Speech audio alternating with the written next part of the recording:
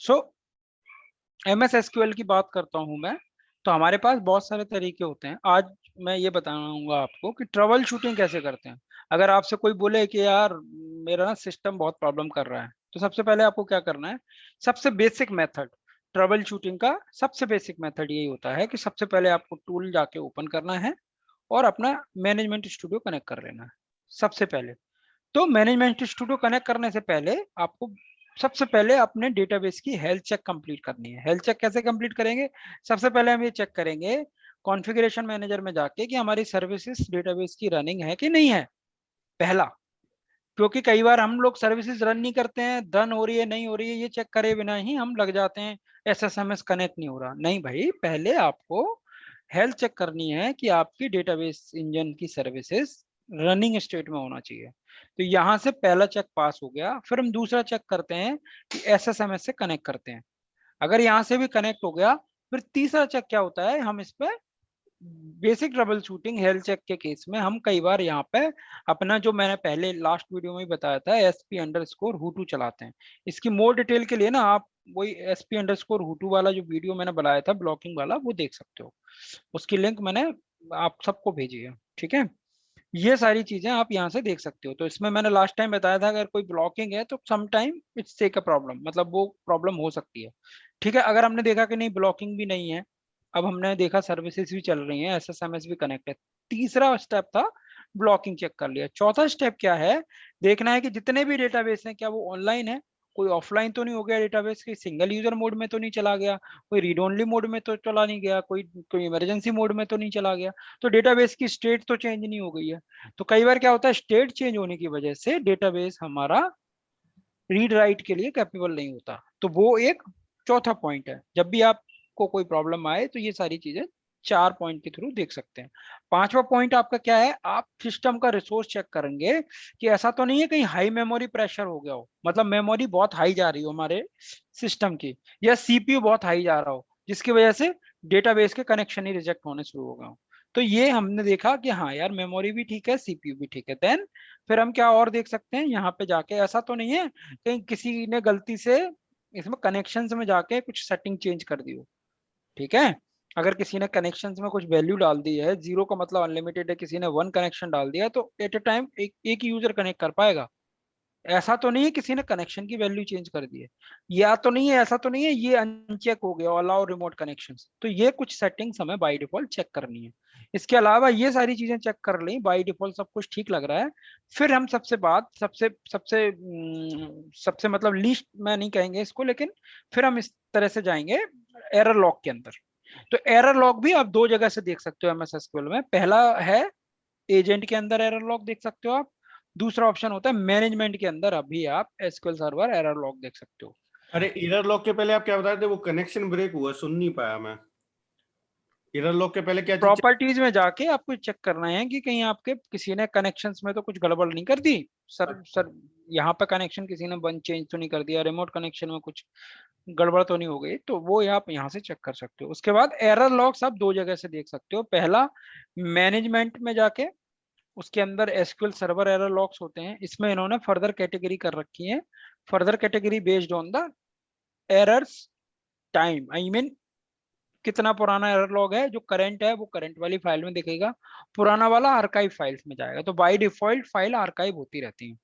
Archive का मतलब old error को वो दूसरी फाइल में सेट कर देता है, लेकिन ये भी सेटिंग हम चाहें तो अपने लेवल पे चेंज कर सकते हैं। जब हम कॉन्फ़िगरेशन कर रहे होते हैं, डेटाबेस को इंस्टॉल कर रहे होते हैं, ये सेटिंग हम कर सकते हैं। इसमें हम अपने हिसाब से कुछ वैल्यू कॉन्फ़िगर कर सकते हैं।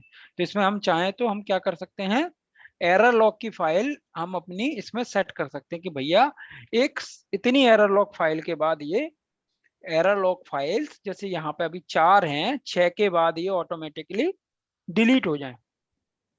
इसमें हम ये भी सेट कर सकते हैं कि एरर लॉग की साइज क्या होगा एक फाइल का।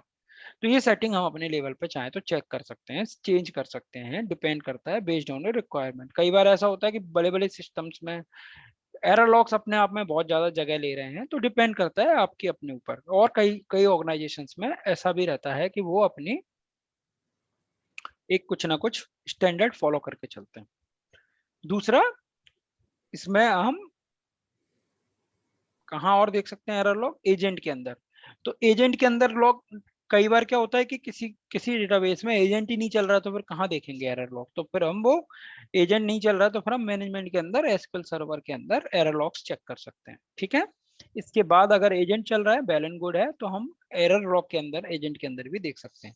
इसमें भी सेम वही प्रोसीजर है, करंट लॉग्स फाइल, उसके बाद आर्काइव 1 2 3 जब से इंस्टॉल्ड हुआ है। तो एक सर्टेन रिकॉर्ड, मतलब क्या कहेंगे, मतलब इंट्रीज के बाद वो नई फाइल बना देता है, या साइज के बाद, या एक एंट्रीज के बाद, मतलब 1000 एंट्री, 10,000 एंट्री, जो हमने सेट कर रखा है उस हिसाब से। तो यहाँ पे हम चाहें तो क्या क्या कैप्चर करना चाहते हैं वो सारी चीजें हम देख सकते हैं, मतलब क्या क्या कैप्चर कर रहे हैं। तो एरर कर रहे हैं एजेंट और वार्निंग कर रहे हैं, इन्फॉर्मेशन भी चाहे तो हम सेव करा सकते हैं यहाँ पे। तो ये एरर लॉग फाइल हमें कहाँ मिलेंगी वो हम यहाँ पे चेक कर सकते हैं। एसक्यूएल एजेंट डॉट आउट करके फाइल होता है। कई बार अगर हमें हमारा सिस्टम नहीं चल रहा है किसी कारण से, तो हम ये एरर लॉग कहाँ पे देखेंगे? जहाँ पे हमारा सिस्टम इंस्टॉल्ड है उसमें आप देखोगे इंस्टॉलेशन के अंदर जो इंस्टॉलेशन पाथ है उसमें एसक्यूएल एजेंट करके एक फोल्डर होगा, और एसक्यूएल के अंदर लॉग फोल्डर होगा, लॉग के अंदर एसक्यूएल एजेंट आउट करके एक आपकी एरर लॉग फाइल होगी। तो कई बार क्या होता है, आप देखोगे कई ओईएम कंपनी, कई मतलब कंपनीज, माइक्रोसॉफ्ट या ये लोग क्या करते हैं, ये कहते हैं कि भैया मुझे एक काम करो, SQL agent dot out file भेज दो, मैं चेक कर लूंगा एरर लॉग में क्या है। ठीक है, तो ये फाइल हम यहाँ पे चेक कर सकते हैं। तो मैं इस बात पे आपको ले चलता हूँ, it is really interesting information, क्योंकि ट्रबल शूटिंग ही सबसे पहला गोल होता है किसी भी एडमिनिस्ट्रेटर का। अगर आपको ट्रबल शूटिंग नहीं आता है then you are become, I mean problem. तो यहाँ पे देखो एरर लॉग फाइल, एक ये रही, एक ये रही, एक ये रही, एक ये रही। तो हमारे पास यहाँ पे देख रहे थे हम कितने एरर लॉग फाइल्स थी, एक दो दो, तीन है बेसिकली, क्योंकि ये तीन फाइल एक किसी मैनेजमेंट वाली फाइल भी होगी, ये देखो तीन है, दिख रही है? हाँ। ठीक है, तो इसमें हम अगर हमारा सिस्टम नहीं चल रहा है तो हम कहाँ जाके देखेंगे? जो एमएस एसक्यूएल की इंस्टॉल डायरेक्टरी है उसके अंदर लॉग्स के अंदर ये फाइल हमें मिल जाएंगी, तो हम इसको डायरेक्ट रीड भी कर सकते हैं। ठीक है, इनको हम डायरेक्ट भी रीड कर सकते हैं अगर हमें कोई प्रॉब्लम है, ये देखो। ठीक है, समझ में आ रही है भाई? हाँ। तो आपके पास चॉइस है, you can use any way, I mean you can go for directly SSMS के थ्रू, या फिर ये एरर लॉग। और ये एरर लॉग फाइल अगर आपसे गलती से डिलीट हो गई तो आपकी सर्विसेज अप नहीं आएंगी, क्योंकि उसको ये सर्विसेज अप करने के लिए स्टार्टअप पैरामीटर में इसका होना बहुत जरूरी है।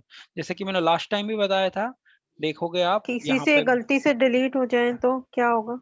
तो फिर आप नई फाइल बना के और वहां पे वो फाइल अटैच कर दो। ये अच्छा। देखो यहाँ पे, ये देखो लॉग के अंदर एरर लॉग फाइल पड़ी है। हम्म। तो ये स्टार्टअप पैरामीटर में इन तीन वैल्यूज की बहुत ज्यादा वैल्यू होती है। ठीक है, तो यहाँ पे एरर लॉग फाइल पड़ी है, समझ में आ रहा है आप लोग को? क्या हाँ। तरीका हो गया एरर लॉग देखने का? इधर मैनेजमेंट स्टूडियो के थ्रू, एमएस एसएसएमएस के थ्रू, उसमें मैनेजमेंट, अंडर द मैनेजमेंट, और अंडर द एसक्यूएल एजेंट।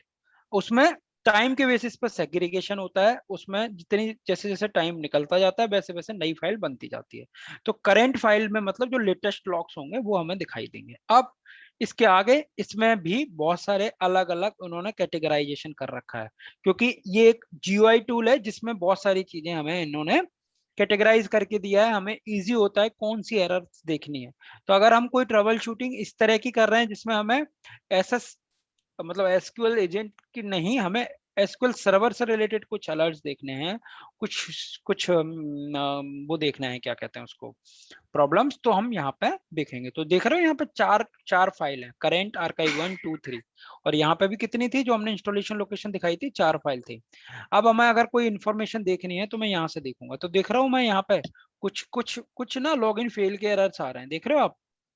कुछ लॉगिन फेल्स के एरर आ रहे हैं। तो जब आप ट्रबल शूट करोगे तो आपको ये सारे एरर्स को पता होना चाहिए, और सबसे इंपॉर्टेंट क्या चीज होती है यहाँ पे, एरर कोड होता है। तो अब अगर आपको नहीं पता है कि एरर कोड क्या है, सीवीआरटी क्या है, स्टेट क्या है, तो आप इसको चेक भी कर सकते हो। दूसरा, हमने देखो ये हमने कॉन्फ़िगरेशन चेंज की थी तो उसका भी इसने कैप्चर कर लिया, मेल जो हमने लास्ट मेल में समझाया था, तो इसने इस डिटेल को भी कैप्चर कर लिया। तो ये डिफॉल्ट कैप्चर्ड है, जो लास्ट क्लास में मैंने बताया था कि हम कौन कौन से ऐसे इवेंट्स हैं जो डिफॉल्ट कैप्चर करते हैं। तो वो इवेंट सिस्टम कॉन्फ़िगरेशन में भी अगर हम चेंज करते हैं तो वो इवेंट भी यहाँ पे कैप्चर होते हैं। तो ये बहुत इंटरेस्टिंग है कि आपको एरर लॉग पढ़ना और समझना आना चाहिए, और अगर आप ये नहीं कर पाओगे तो कहीं ना कहीं आपको प्रॉब्लम होगी चीजों को फाइंड आउट करने में।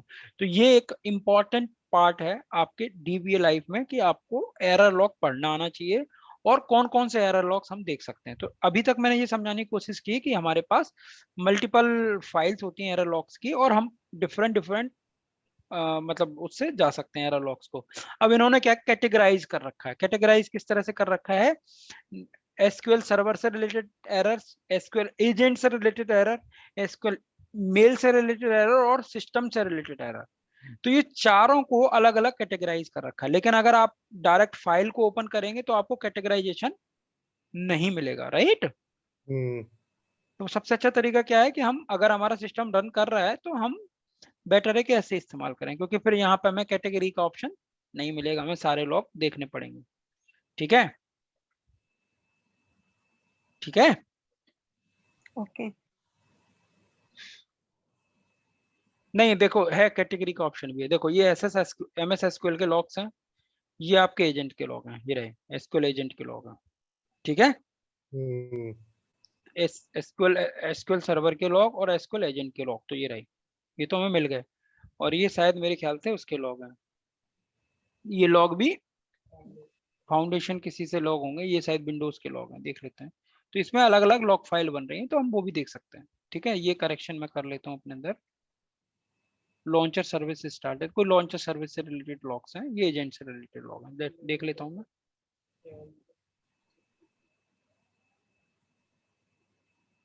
ये लॉगिन एसक्यूएल एजेंट, ये देखो ये वाले लॉग्स हैं, ये करंट फाइल है हमारी, देखो ये लॉग हमें दिखेगा। तो इसमें एक और ऑप्शन होता है, आप कई बार ये देखो दिख रहा है, दिख रहा है। 17/3 का लॉग है 508, नीचे से लॉग इन। तो ये हमेशा ऊपर से नीचे चलता है, यहाँ पे डिसेंडिंग ऑर्डर होता है, यहाँ पे असेंडिंग ऑर्डर होता है, समझ रहे हो। क्योंकि इसमें तो हमेशा नया लॉग ऊपर आके ऐड होता है, इसमें नया लॉग नीचे जाके ऐड होगा, देख रहे हो, देख रहे हो। हाँ। तो लॉग चेक करने का तरीका ये होता है। तो आपको जैसी जिस तरह की प्रॉब्लम से आप फेस कर रहे हो, अगर आप मेल से रिलेटेड कोई प्रॉब्लम फेस कर रहे हो तो आपको डेटाबेस मेल के अंदर मिलेगा। अगर आप एजेंट से रिलेटेड कोई प्रॉब्लम फेस कर रहे हो, एजेंट में जॉब्स का डेटा अलग होता है, लेकिन एजेंट सर्विसेज से रिलेटेड, एजेंट से मतलब चलने से रिलेटेड वो सारी चीजें आपको यहाँ पे एजेंट डेटा में मिल जाएगा। अब हमेशा जब भी आप लॉग चेक करते हो तो इसमें मल्टीपल चेक बॉक्स होते हैं। तो सर्वर्स पे क्या होता है, बहुत सारे लॉग्स होते हैं, तो हमेशा ध्यान रखना इसको एक्सटेंड करके सिंगल सिंगल फाइल एट ए टाइम सिलेक्ट करना। अदरवाइज कई बार क्या होता है, कई लोग यहाँ पे डायरेक्ट सेलेक्ट कर देते हैं, क्योंकि यहाँ पे लॉग्स कम है, तुम्हें 10 मिनट लग जाएंगे। कई बार ऐसा होता है कि वो इतना स्लो हो जाता है कि उसमें इतने ज्यादा लॉग होते हैं कि उनको खोलते खोलते उसको टाइम लग जाता है। तो कई बार ऐसी सिचुएशन होती है कि हमारे पास इतना टाइम नहीं होता, हमें 1 मिनट के अंदर देखना होता है कि भैया क्या चल रहा है, तो हम फटाफट अलग अलग फाइल को चेक करके देखेंगे। ठीक है, तो this is considering as a troubleshooting steps. इसके अलावा ट्रबल शूटिंग में हम और क्या क्या चेक कर सकते हैं, उसके अलावा हम ट्रबल शूटिंग में, हाँ इसके अलावा हमने क्या बताया, हम विंडोज की ट्रबल शूटिंग भी, विंडोज रिलेटेड लॉक्स भी अगर हमें देखने हो, ये तो मेल से रिलेटेड लॉक्स हो गए, जैसे अभी हमने मेल डाला था, देखो ये सेटेड डाउन दिखा रहा है, यहाँ स्टार्टेड दिखा रहा है, बीच में हमने जितने मेल भेजने की कोशिश करी किसी कारण से वो नहीं गए, वो उसके भी लॉग दिखा दिया। अब अगर हमने विंडोज से रिलेटेड लॉक्स देखे हैं, तो जैसे कि हमारा इवेंट व्यूअर होता है, वैसे ही इसमें मल्टीपल पार्टीशंस हैं, मल्टीपल कैटेगरीज हैं। जैसे एप्लीकेशन से रिलेटेड लॉक्स हैं, वो यहाँ पे दिखा रहा है। ठीक है, तो इसमें कुछ लॉग ऐसे होते हैं जो कॉमन होते हैं, जो यही सेम मेल लॉग्स हमें वहां पे भी मिल रहे थे, हमारे एसक्यूएल एजेंट लॉग में, राइट। ये एसक्यूएल एजेंट लॉग में भी मिल रहे थे, क्योंकि ये एप्लीकेशन रिलेटेड लॉग है। ये लॉग्स आपको यहाँ पे भी मिल जाएंगे।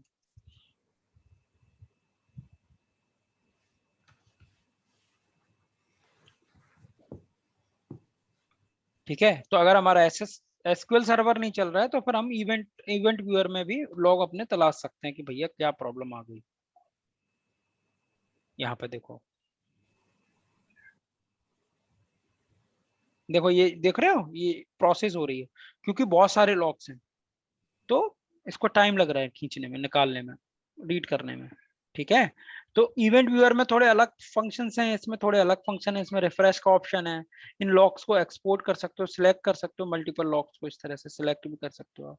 यहाँ पे एक्सपोर्ट भी कर सकते हो फिल्टर करके, यहाँ पे आप डेट टाइम के हिसाब से इसको यूज कर सकते हो। अगर कोई स्पेसिफिक यूजर सर्च कर रहे हो, जैसे आपने कहा SSIS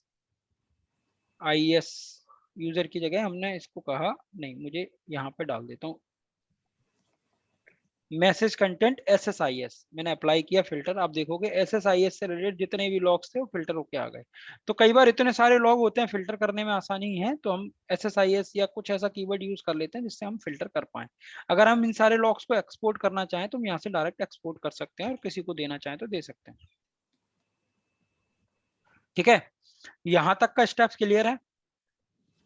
अब इवेंट व्यूअर भी हमारे लॉगिन हो रहे हैं, तो देखो इसमें क्या हो रहा है, इवेंट व्यूअर में हमारे पास इंफॉर्मेटिव लॉग्स भी आ रहे हैं, जबकि हमारे एसक्यूएल में हमने देखा था कि इंफॉर्मेशन वाले लॉग्स हमने नहीं डाल रखे हैं। तो इसमें एसक्यूएल सर्वर से रिलेटेड भी लॉग्स आ रहे हैं, तो इसमें हमारे पास सोर्स का भी आइडिया होता है, क्योंकि विंडोज के पास और एसक्यूएल के अलावा और भी बहुत सारे सर्विसेज हैं जो रन कर रही हैं। तो इसमें वो सोर्स भी दिखाता है कि भैया ये डेटा किस एप्लीकेशन के थ्रू आया, MS SQL के थ्रू आया, या विंडो सर्वर रिपोर्टिंग के थ्रू आया, या या या कोई और दूसरा सोर्स है जैसे MSI इंस्टॉलर के थ्रू आया। तो वो सारा आपको हमेशा वो दिखाता रहेगा सोर्स क्या है, और कैटेगरी भी दिखाता है। तो जनरली जब भी हम इवेंट सर्च करते हैं, तो मेरा जो अपना अंडरस्टैंडिंग है, हमेशा मैं लॉग्स को फिल्टर करता हूँ based on error and critical. तो अगर हम एरर एंड क्रिटिकल पे फिल्टर करते हैं, तो तब हम फाइंड करना शुरू करते हैं कि भैया अब एरर क्या आ रही है। अब उसमें भी हम कई बार ऐसे कर लेते हैं, इसमें सोर्स पे जाके हम देख लेते हैं कि हमें MS SQL से रिलेटेड तो एरर नहीं है, तो हमारे लिए आसानी हो जाती है चेक करने में। ये देखो अब हमारे पास एरर्स हैं, ये एरर है, ये can not connect because of maximum bomb dedicated administration connection already exist. उस दिन हम लोग लास्ट टाइम हम आपको वो दिखा रहे थे ना, SQL CMD के थ्रू एडमिनिस्ट्रेटिव कनेक्शन, तो इसने एक एज एरर रिपोर्ट इसमें कर दी। तो हमारे लिए आसानी हो जाती है जब भी हम इस तरह से ट्रबल शूटिंग करते हैं कि अपने फिल्टर्स कर लो अपने लॉग्स को। उसके अलावा कई बार हमें ऐसा होता है सिक्योरिटी लॉग्स में भी जाके चेक करना होता है, but it is very rare. कई बार वो हम उस केस में यूज करना पड़ता है जब हम किसी यूजर को चेक कर रहे हैं कि भैया वो कहाँ से कनेक्शन बना रहा है, सिक्योरिटी लॉग पे जाके वो सारी चीजें हमें कई बार चेक करनी पड़ती हैं। तो यहाँ पे कई बार हमारे पास हमें ऐसे कनेक्शन चेक करने पड़ते हैं, कोई ऐसा तो नहीं है यूजर हमारा SQL पे नहीं आ रहा, विंडोज पे आ रहा है लेकिन SQL पे कनेक्ट नहीं हो रहा, तो उस केस में हमें सिक्योरिटी लॉग की, सिक्योरिटी लॉग की जरूरत पड़ती है। तो ये एडवांस सेट है, बट हाँ ये भी लॉग्स होते हैं जिनको हम एनालाइज करते हैं। तो जैसे हमने कोई ऑडिट सक्सेस का आ रहा है, तो हम ऑडिट सक्सेस में चेक कर सकते हैं, देखो कौन सा क्रेडेंशियल आया, ये डोमेन वर्क ग्रुप है, ये डोमेन के बाद ये अकाउंट नेम है, ये सिस्टम अकाउंट है। तो ये इस तरह से हम चीजें थोड़ा सा चेक कर सकते हैं। इसमें सबसे अच्छी बात होती है लॉग इस तरह से हम रीड कर सकते हैं, अप एंड डाउन इस तरह से रीड कर सकते हैं। ये जनरली हम दो चीजें इस्तेमाल करते हैं आपके लॉक्स पढ़ने में। सिस्टम लॉक्स भी हम यूज करते हैं अगर हमारे सिस्टम्स में सर्विसेज डाउन हो जाएं, तो सर्विसेज की केस में वो लॉक्स हमें सिस्टम लेवल पर मिल जाते हैं, वो आप यहाँ से सिस्टम से भी चेक कर सकते हैं। जनरली हमें एप्लीकेशन और सिस्टम लॉक्स हम चेक करते हैं, बट एज ए DBA आप चाहो तो सेटअप लॉक्स भी चेक कर सकते हो, अगर आपको दिख रहा है कोई ऐसा लॉक्स है जो हमारे एप्लीकेशन या SQL की वजह से क्रिएट हो रहा है। तो आप देख रहे हो सेटअप लॉक्स में कभी कुछ नहीं मिलता जनरली। ठीक है, तो इसको आपको समझ में आ गया, इवेंट कहाँ पे देखना है, कौन कौन सी इवेंट्स हैं, कहाँ पे क्या क्या चीजें हैं। तो यहाँ पे देखोगे आप सिक्योरिटी इवेंट्स भी अगर हैं, हमारे एप्लीकेशन को हटा दें तो सिक्योरिटी इवेंट्स भी यहाँ पे देख सकते हैं, स्टेट्स भी देख सकते हैं, सिस्टम भी देख सकते हैं। कुछ लोग आपको मिलेंगे जो नहीं मिलेंगे। अब देखो जैसे हमने मल्टीपल टैब्स सिलेक्ट कर दिए, तो ज्यादा लॉक्स से देखो टाइम लगा रहा है ना, तो इसीलिए मैं ये एडवाइस करता हूँ कि हमेशा हमेशा क्या करो, एक एक करके जाओ, धीरे धीरे जाओ, और इस तरह से हम फिल्टर को क्लियर कर सकते हैं और फिल्टर हटा सकते हैं। तो देखो अब इतने सारे रिकॉर्ड्स आ गए, अब यही रिकॉर्ड देखो यहाँ पे 20,000 हो जाए, तो सोचो टाइम लगेगा ना इनमें, फिर टाइम लगना स्टार्ट हो जाता है। तो ये सब तरह के रिकॉर्ड्स हैं। ठीक है, अब ये देखो यहाँ पे 8,000 रिकॉर्ड्स आ रहे हैं, तो इट्स टेक टाइम। तो जब आप ट्रबल शूट कर रहे हैं, बेटर एक एक वन वन वन जाके कैटेगरी वाइज करो। ठीक है, तो यहाँ तक कोई डाउट? नहीं नहीं। तो लॉग अब रीड कर लोगे आप लोग? अगर आपको कोई चीज चेक करनी हो तो बहुत सारा, विंडोज सबसे अच्छा ऑपरेटिंग सिस्टम है जिसके अंदर आपके पास सारी चीजें वो बता देता है कि भैया ये दिक्कत है, इस पे काम कर लो। जनरली लाइनेक्स में लॉक्स बहुत लिमिटेड होते हैं, कई बार मैं देखता हूँ काम करता हूँ तो मुझे कई बार मतलब चीजें उतनी क्लियर नहीं हो पाती हैं, कई बार एम्बिगुअस सिचुएशन हो जाती है, इसका मतलब ये भी हो सकता है, ये भी हो सकता है। लेकिन विंडोज लॉगिंग के नाम पे बहुत सारी चीजें लॉगिंग करता है, बहुत सारी चीजें बताता है, इंफॉर्मेटिव लॉग्स डालता है, प्रॉब्लमेटिक लॉग्स डालता है, वार्निंग डाल देता है, करबरस लॉग डाल देता है। So there is a lot of logs to read out. So तुम्हारे पास काफी हद तक एक क्लू होता है कि हाँ इस पे काम करेंगे तो सारी चीजें हो जाएंगी। तो वार्निंग और एरर्स और लॉक्स के चलते आप ये सारी चीजें अपनी आराम से कर सकते हो। तो यहाँ तक किसी को कोई डाउट है? ये आज का ट्रबल शूटिंग में हमने ये सारे स्टेप्स चेक कर लिए। ये हमारे नहीं तो ये इतने सारे जो लॉग्स मिलते हैं तो कैसे इनको रेक्टिफाई कैसे करती हैं इतने इतने सारों को? रेक्टिफाई नहीं करना है आपको। जब आपके पास अच्छा। कभी एप्लीकेशन का कोई इशू आ गया, किसी ने बोला कि यार कुछ प्रॉब्लम हो रही है, एसक्यूएल चेक करो, हम्म। तो this is the basic step to check the SQLs, to check the database system, to check the अच्छा। Health check of the system. फिर इसके अच्छा। बेसिस पे आप जब जैसे जैसे आप एक्सपीरियंस हो जाओगे, जैसे जैसे आप काम हम्म। करते रहोगे, तो आपको आइडिया लग जाएगा इसका मतलब ये होता है, इससे कोई दिक्कत नहीं है, इससे एप्लीकेशन नहीं रुकेगी या इससे अच्छा। स्लोनेस नहीं आएगी। तो जनरली जो डे टू डे लाइफ में जो आपको चैलेंजेस आते हैं वो ये आते हैं कि यार मेरी एप्लीकेशन ना सडनली ना कनेक्शन बनाना बंद कर दी, या मेरी एप्लीकेशन डाटाबेस के साथ बहुत स्लो चल रही है, एप्लीकेशन कनेक्ट नहीं हो रही है, बहुत सारी इस तरह की चीजें ना लोग कंप्लेन करते हैं। उसके अलावा आपको ये भी एक और चीज पता होना चाहिए कि जब आप विंडो ई करो तो विंडो ई में आपको ये पता होना चाहिए अपने पीसी पे जितनी डिस्क लगी हैं, all the disk should be online. कई बार क्या होता है, उसके लिए हम चलाते हैं disk.mgmt.msc, ये वाली कमांड चलाते हैं। इससे हम चेक करते हैं जितनी भी डिस्क हमारे सिस्टम में लगी हुई है, ऐसा तो नहीं है कोई डिस्क हमारी ऑफलाइन हो। तो ये तो देखो रिजर्व डिस्क है इसलिए इसको नहीं छेड़ते हैं, लेकिन कई डिस्क हमें दिखाई देती है ऑफलाइन। यहाँ पे ये क्या दिखाई दे रहा है? ऑनलाइन। तो कई बार क्या होता है, सिस्टम रीस्टार्ट होता है, कई बार डिस्क अप नहीं आती है, तो this is also come under the trouble shooting step. कि कई लोग कहते हैं ना कि यार डिस्क नहीं आ रही, डेटाबेस रीस्टोरिंग स्टेट में चले गए। तो डेटाबेस क्या होता है, जब उनको डेटा फाइल या लॉग फाइल नहीं मिलती है तो वो रीस्टोरिंग स्टेट में चले जाते हैं, मतलब उनको वो किसी ना किसी फाइल को ढूंढते रहते हैं बट उनको मिलती नहीं। तो ये भी एक एडमिनिस्ट्रेटर का काम होता है कि वो डिस्क की हेल्थ चेक देखे कि डिस्क ऐसा तो नहीं कोई ऑफलाइन हो गई या डिस्क दिखाई नहीं दे रही हो। तो अगर डिस्क नहीं दिख रही है, तो अगर हमने लॉक्स देखे हैं और हमें पता है कि लॉक्स में कह रहा है कि this is not coming online due to so and so disk is not available on the system या ऑफलाइन, तो आपको आइडिया लग जाएगा कि यार ये डिस्क की प्रॉब्लम है, इसकी वजह से डेटाबेस डाउन है। So there is a multiple scenarios, this is one of the scenario which we have discussed. So there is a multiple scenario where you can get the questions from the users or application team. They will say there is an issue, we are not able to connect the application, we are having some issue, database is not accessible, so and so. So जब database accessible नहीं होता तो there is a multiple reason. So आपको ये सारे reason find out करने के लिए ये सारे steps follow करना चाहिए by default। इसके अलावा अब next उसमें मैं आपको बताता हूँ ब्रेक के बाद कि हम रिपोर्टिंग का कैसे इस्तेमाल करते हैं, तो वो मैं अगले सेशन में बताता हूँ। तब तक आप लोग ब्रेक ले लो।